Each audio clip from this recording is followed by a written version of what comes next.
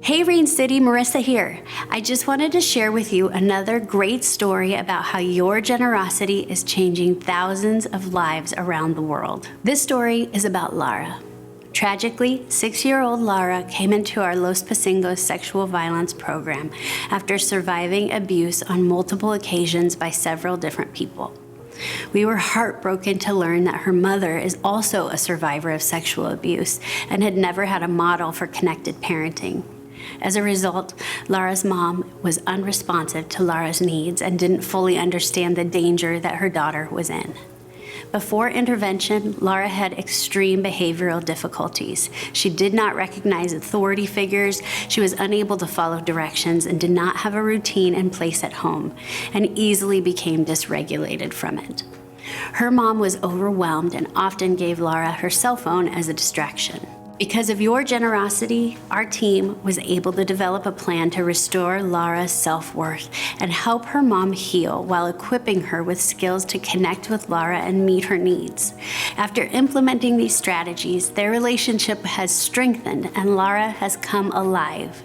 Rather than leaving Lara to play by herself with a phone, her mom is now actively connecting with her, staying by her side throughout the day as she does schoolwork and navigates her routine. Lara is calmer, happier, and has improved substantially in her ability to stay on task and listen to others. You made it possible for Lara and her mom to receive the support they needed to stay together and break the cycle of abuse in their family. Rain City, I am so proud of this work and want to thank you for your generosity. It really is changing lives here, near, and far.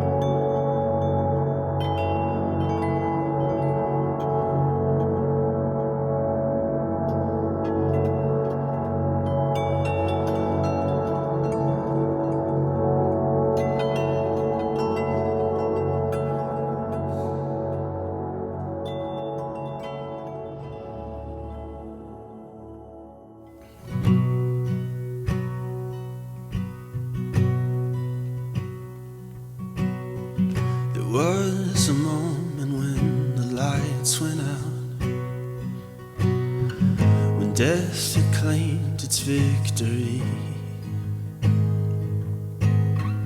The King of Love had given up his life, the darkest day in history.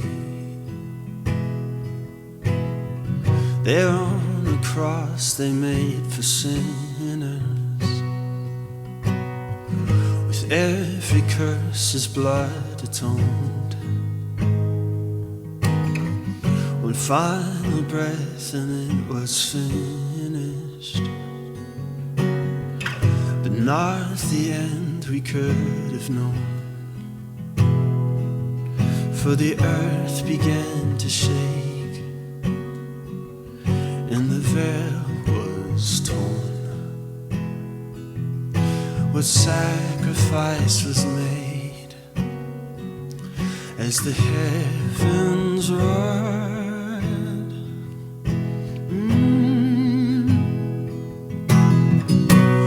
All hail King Jesus,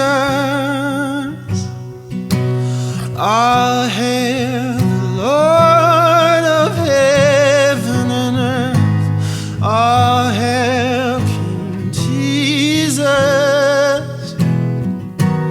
all hail the Savior of the world. Ooh.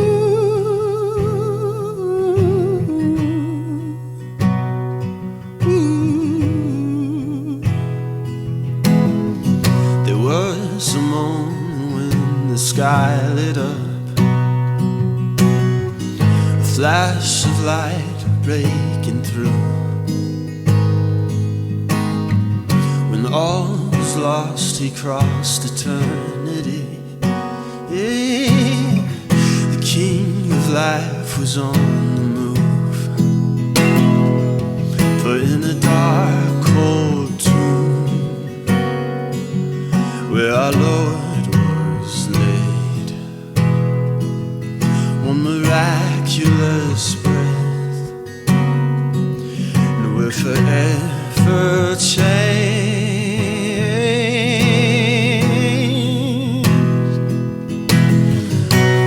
Our hail, King Jesus.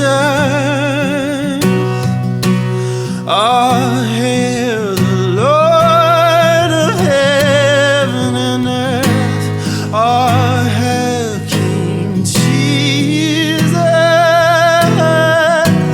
Our hail, Savior of the world. Our hail, King Jesus. Our hail, the Lord of heaven and earth. Our hail, King Jesus. Our hail, the Savior of the world.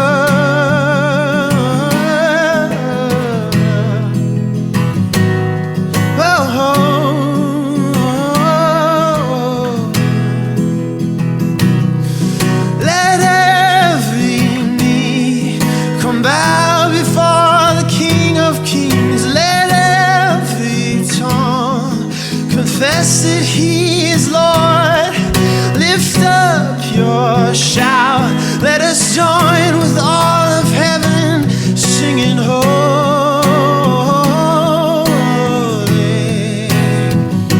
singing holy.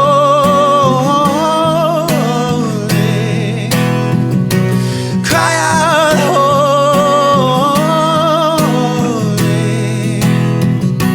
singing holy.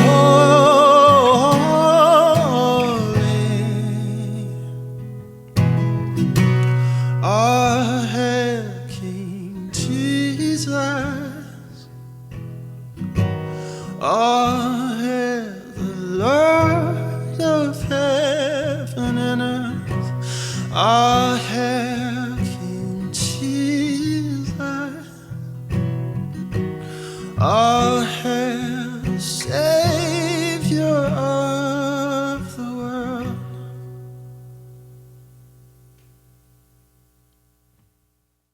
Hi, Rain City. It is your friend Scott, and I'm glad to be with you on this platform. I hope you're well. It's Palm Sunday, and if you don't know what that is, that's great.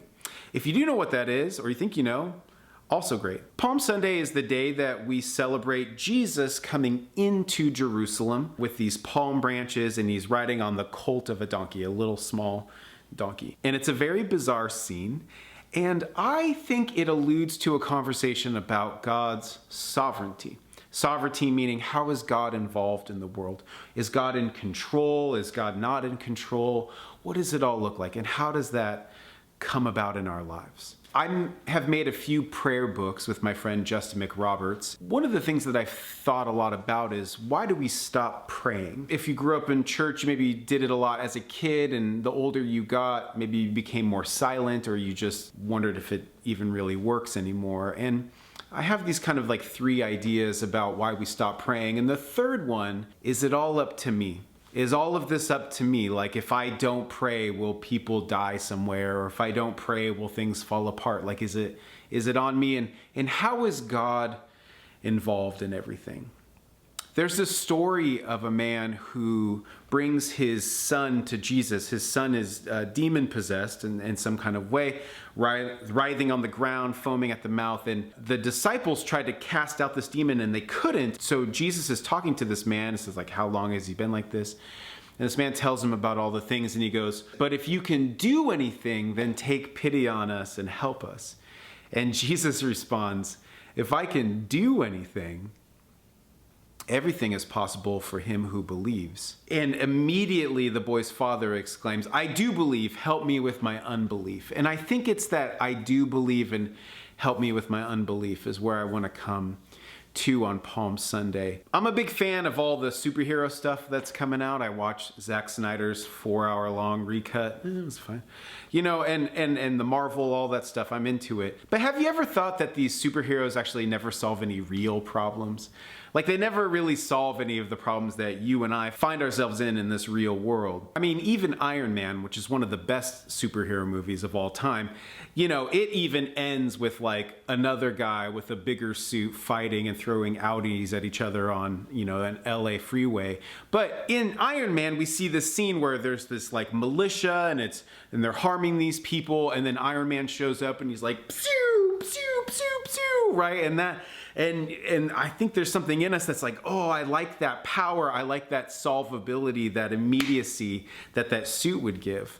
But that's not how international politics work. I looked around and I actually found that there's a comic book that actually tried to bring a superhero into a very real experience that we live in. And in this graphic novel called Peace on Earth, Superman tries to stop hunger. And we'll just briefly run through it, but like Superman finds out that people are hungry, he thinks about it, he goes before the United States and the world leaders and says, hey, for one day, let me cross borders and let me bring food to people. And so everybody's like, what's his angle, what's his move? But they let him do it, and so he begins bringing food to people, and he sees that people are in famine areas, that they're in places that have been broken down because of civil war. He comes across other leaders who are withholding resources in order to maintain power over people. And eventually, one of the times that he's delivering food, they just blow it out of the sky because that generosity would usurp the power that's there. And Superman fails. The Man of Steel, the most boring superhero because he's invincible, he actually fails. He can't solve world hunger. And he gets on his bathrobe and he thinks about it for a while, and he comes back, and the writer, he writes this for Superman. As you know, I have always tried to provide comfort for those in want, pain, and fear. Many times I'd consider taking stronger action to help the world, but I realized such measures could be short-sighted and disastrous. I've tried to relieve world hunger, but I encountered heartbreaking poverty, not only in the slums and wastelands of the world, but within selfish men's souls. I now see that taking on this responsibility was too ambitious for one man, even a Superman. The welfare of Earth and all its people will always be my primary concern, but if there is a solution to the problem of hunger, it must be one that comes from the compassionate heart of man and extends outward towards his fellow man. The creator of this comic book, his conclusion is that there are problems too big to be solved, that muscles and laser beams out of your eyes can't solve it, but the problem is actually what's in our hearts, what's in our hearts, what's in our souls. Sometimes I think we think about praying like a superhero, right?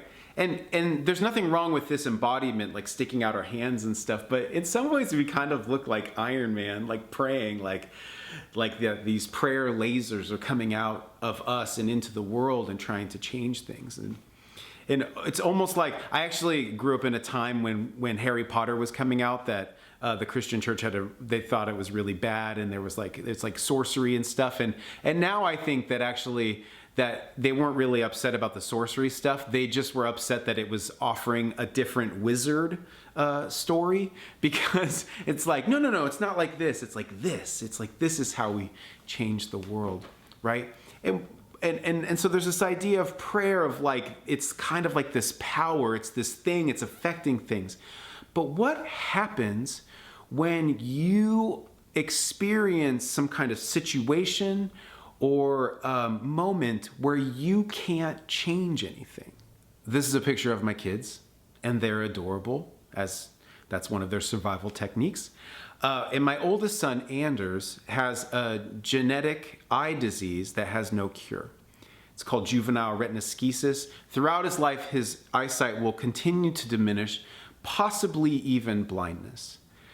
And I remember when I found this out as a parent, like it wrecked me. The weird thing about being a parent is that sometimes you actually don't like your kids, because you're busy handling all the in and outs, and they can be really annoying at times. And I didn't feel at the time a real affinity towards my son. But when this news came, something I couldn't control that was going to impact his whole life, I didn't know that there was this underground well that had been filling for years, and it cracked open, and I wept and wept and wept. I couldn't stop crying. I remember a few days later, I was in the Denver airport going to a different gate to get a different plane, and I couldn't stop crying. I just remember being on the people mover, just weeping with my backpack as I was going to my next flight. And people must have been like, oh my gosh, the turbulence must have been crazy on that flight, right? And I, as a dad, feel the tension of that other dad who came to Jesus with something that seemed unsolvable and said, if you can do anything. And Jesus said, if I can do anything, everything is possible for him who believes. And he's like, I do believe, but help me with my unbelief. I'm here. What do you mean I don't believe? I don't know. I don't know. I don't know. And sometimes I think am I not being Pentecostal enough? Should we have more prayer services at my house and laying on hands on his eyes every single night with tambourines and jazz hands? Or should I go the other direction where, doctors have said very well in his lifetime, there will be genetic surgeries or genetic therapies that will help. He will live in a world where there'll be self-driving cars. There'll be lots of resources for him. Which way am I supposed to go? I don't know. I believe, but help me with my unbelief.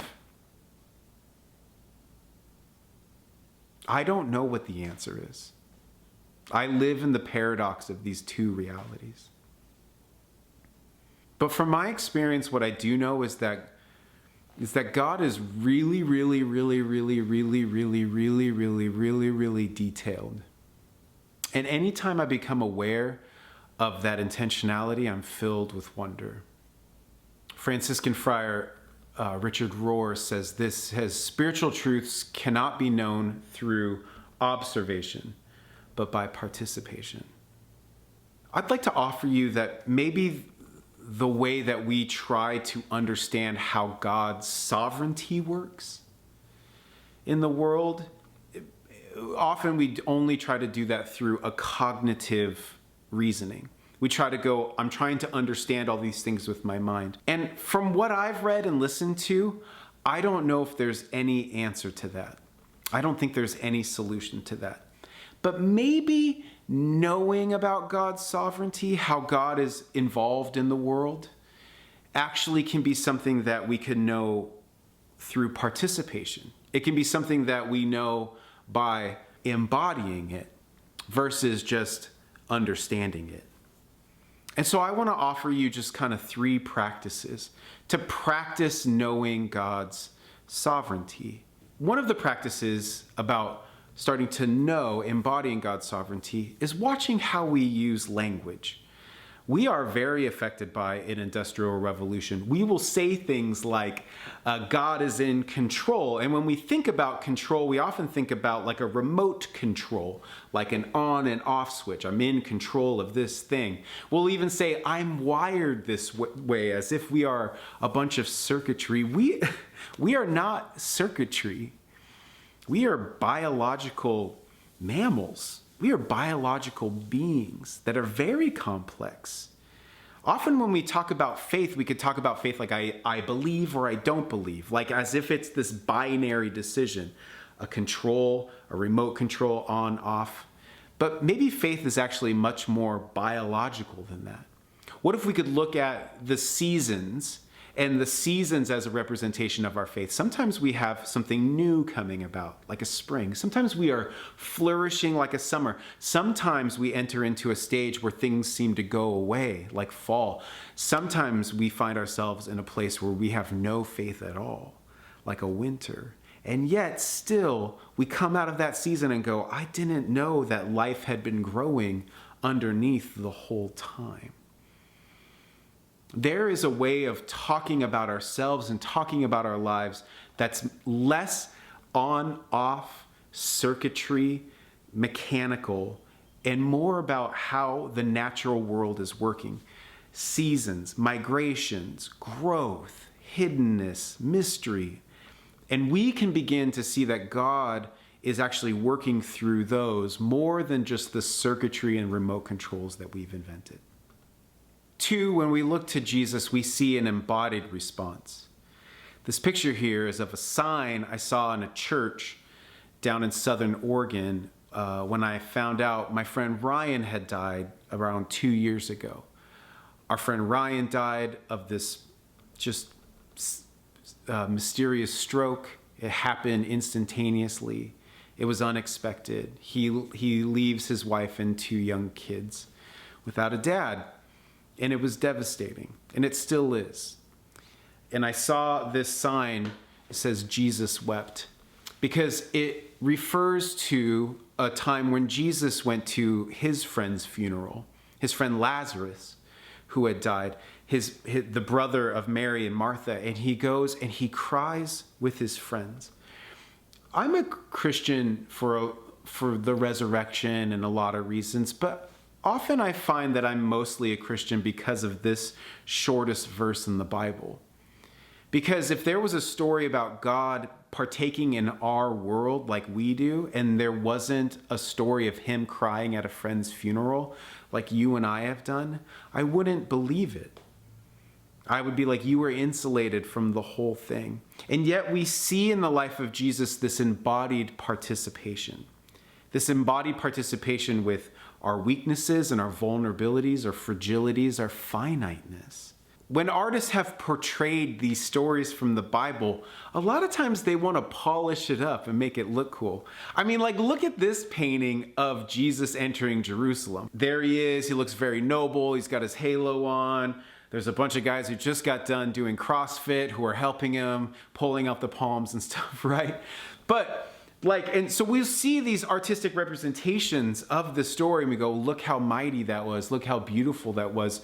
But a grown man riding on a colt of a donkey is very awkward. Like, you can see this story of this video of some soldiers in Afghanistan riding a small donkey. And so you have this grown man riding this little tiny thing. It doesn't look elegant. It doesn't look mighty and noble. It looks ridiculous. And what we see is that Jesus in the world with all of these powers and powerful things enters in proclaiming a different way that can look ridiculous and weak and simple and small. And often we only look to the large things and we go, where is God in all this? But what if God is working all the time through these small, vulnerable places throughout our lives? Many stories have been written about this. In fact, there's a quote in The Lord of the Rings that Gandalf gives. Please feel free to make fun of me for quoting Gandalf. But it says this, some believe it is only great power that can hold evil in check, but that is not what I have found. It is the small, everyday deeds of ordinary folk that keep the darkness at bay, small acts of kindness and love. By participating with our own small, vulnerable selves in the small ways that we have every day, we all of a sudden participate with a sovereign God through these small acts of kindness, love, selflessness. And finally, take heart. Paul, who wrote some books in the Bible, said that there is nothing that can separate us from the love of God. Nothing, nothing, nothing. So if God's love, or just God, nothing can separate us from God, that means God is present with us now. Now our minds and our shame can make us think that we can be separated, but nothing can. And so maybe a practice that we could do every day is center in on that love. One of the ways that I like to do that is to find my heartbeat. Because when you find your heartbeat, you realize that you're alive because of nothing you're in charge of. Your heart beats without your permission. In fact, what's keeping you alive right now, you're only here by something you're not in charge of, and that is a grace.